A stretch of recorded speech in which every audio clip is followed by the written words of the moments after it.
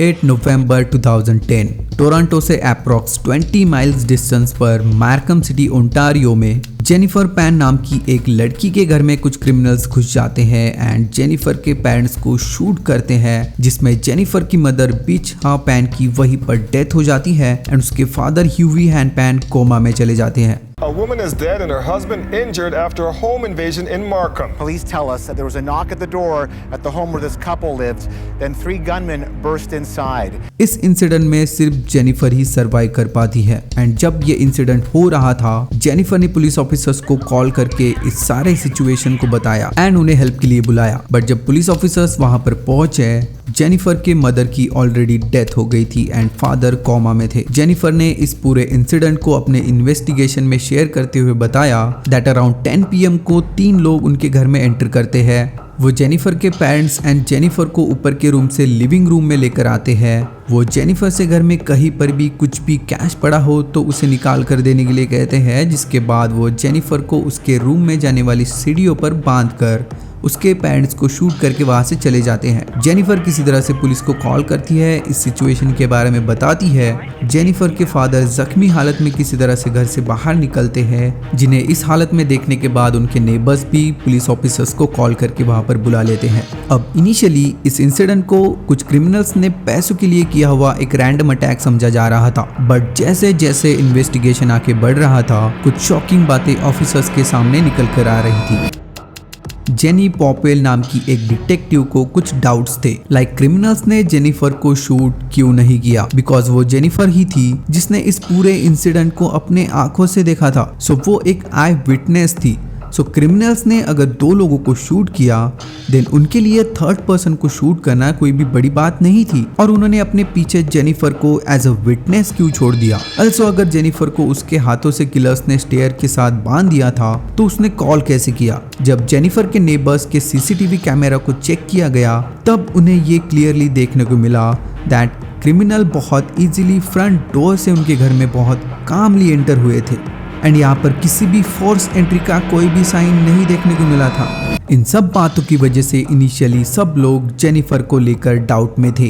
बहुत सारे क्वेश्चंस थे जिनके आंसर्स किसी के पास नहीं थे, बट जब जेनिफर का इन्वेस्टिगेशन स्टार्ट हुआ एंड ऑफिसर्स ने इस केस को इन्वेस्टिगेट करना शुरू किया, उन्हें कुछ ऐसी शॉकिंग बातें पता चलने लगी जिन्हें जानने के बाद सब लोग शॉक में थे। Who were these criminals? और क्यों उन्होंने जेनिफर के घर में घुसकर उसके पेरेंट्स को शूट कर दिया, और वो इतने इजीली घर में कैसे एंटर हुए, एंड मोस्ट इम्पॉर्टेंटली उन्होंने जेनिफर को शूट क्यों नहीं किया, एंड क्या उन्होंने जेनिफर के पेरेंट्स को सिर्फ पैसों के लिए मारा था या फिर इसके पीछे कुछ और ही रीजंस थे। Let me tell you the shocking story of Jennifer Pan. 3 members की पैन फैमिली, जिसमें जेनिफर की मदर बीचा पैन एंड उसके फादर ह्यूवी हैन पैन अपने ओनली डॉटर जेनिफर के साथ रहते थे। वो काफी ज्यादा वेल्दी भी थे। According to some friends of Jennifer and neighbours, Pan family के तीनों मेंबर्स काफी अच्छे थे एंड सबके लिए ये एक हैप्पी एंड वेल्दी फैमिली थी, बट एक्चुअल में रियलिटी कुछ और ही थी। जेनिफर के पेरेंट्स के अपने बेटी से बचपन से ही बहुत ज़्यादा एक्सपेक्टेशंस थे।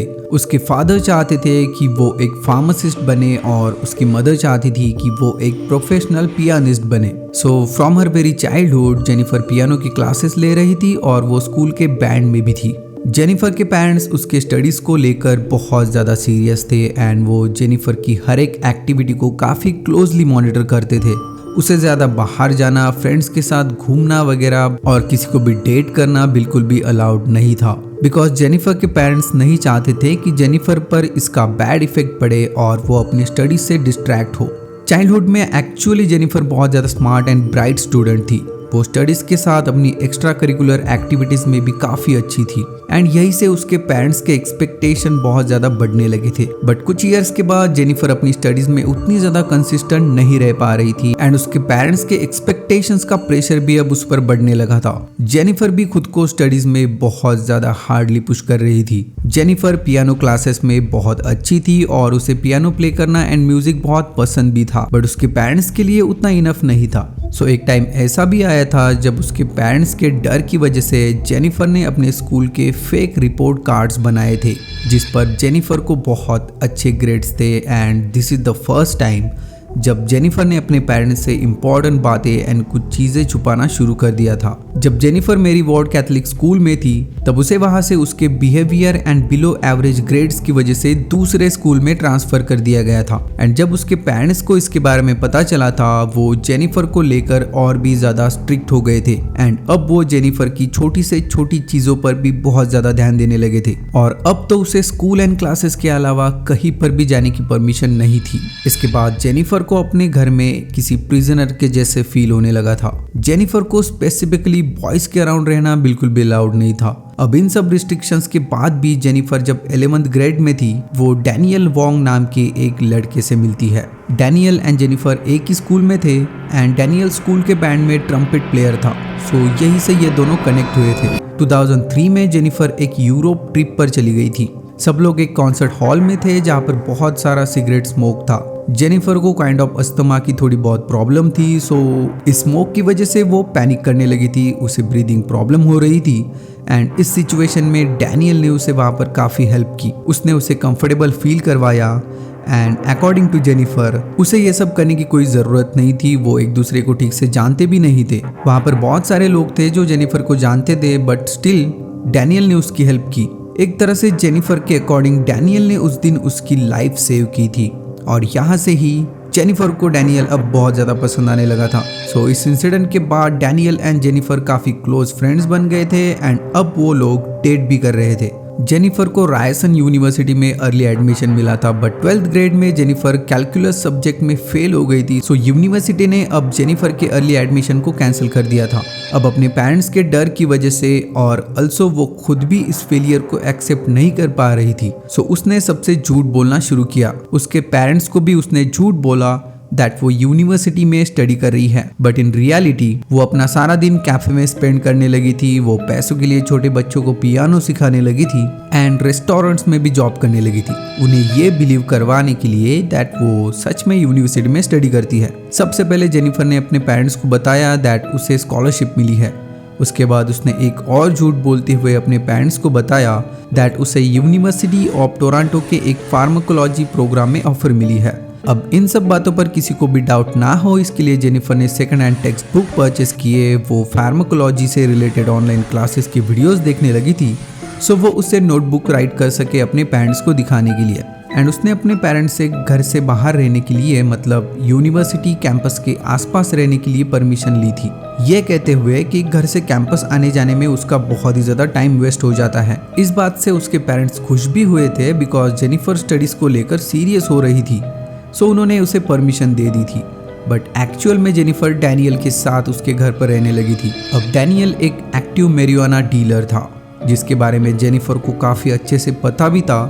स्टिल उसने डैनियल के साथ रहने का डिसीजन ले लिया था एंड डैनियल का कुछ क्रिमिनल पास्ट रिकॉर्ड भी था। अब ऑब्वियसली इन सब बातों के बारे में उसके पेरेंट्स को कुछ भी आइडिया नहीं था एंड जेनिफर काफ़ी अच्छे से अपने इन सब बातों को हैंडल भी कर रही थी और अब वो बहुत इजीली अपने पेरेंट्स से कोई भी झूठ बोलने के लिए बिल्कुल भी नहीं डरती थी। अब ये सब उसके लिए नॉर्मल हो गया था। सो एक और झूठ बोलते हुए जेनिफर ने बताया दैट उसने एक हॉस्पिटल में एज ए वॉलंटियर काम करना शुरू किया है जहाँ पर बेसिकली सिक चिल्ड्रन को ट्रीटमेंट दी जाती है। बट एक दिन हैन एंड बिच को रियलाइज हुआ दैट जेनिफर के पास हॉस्पिटल की कोई ID कार्ड वगैरह नहीं है एंड उसके पास कॉलेज का कोई यूनिफॉर्म भी नहीं है। सो एक दिन बिच ने जेनिफर को फॉलो किया और उसे जेनिफर के बारे में सब कुछ पता चल गया। उन्हें जेनिफर एंड डैनियल के रिलेशनशिप के बारे में भी पता चला एंड ये भी पता चला दैट जेनिफर इतने दिनों से डैनियल के साथ रह रही है, जिसके बाद जेनिफर के पेरेंट्स इतने ज्यादा गुस्सा हो गए थे दैट वो उसे अपने घर से बाहर निकाल देने वाले थे।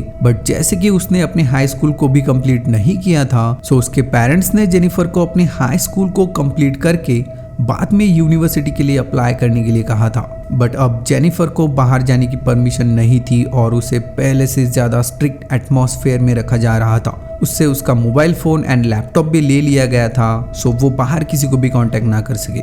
जेनिफर को अब बस पियानो क्लासेस के लिए जाना अलाउड था, जिसे उसके पेरेंट्स बहुत ज़्यादा क्लोजली मॉनिटर कर रहे थे। लाइक वो लिटरली उसके कार के किलोमीटर्स को भी ट्रैक कर रहे थे टू मेक श्योर कि जेनिफर कहीं और नहीं जा रही है और वो डैनियल से ना मिल रही हो, बिकॉज अब जेनिफर ने अपनी रेपुटेशन ही कुछ इस तरह से बना रखी थी। सो उसके पेरेंट्स को ये सब करना पड़ रहा था। अब इतनी ज़्यादा रिस्ट्रिक्शंस के बाद भी जब कभी कभी भी जेनिफर को कोई भी चांस मिलता था वो डैनियल से मिलने चली जाती थी। अगेन इसके बारे में उसके पेरेंट्स को पता चला था और वो एज यूजुअल बहुत ज्यादा गुस्सा होते हैं और ज्यादा रिस्ट्रिक्शन के साथ अब वो जेनिफर पर बिल्कुल भी ट्रस्ट नहीं कर पा रहे थे। डैनियल एंड जेनिफर के रिलेशनशिप पर भी इसका बहुत बुरा इफेक्ट पड़ता है बिकॉज जेनिफर की वजह से एंड उसके पेरेंट्स के स्ट्रिक्ट बिहेवियर की वजह से डैनियल भी अब जेनिफर के इन सब बातों से बहुत डिस्टर्ब हो चुका था।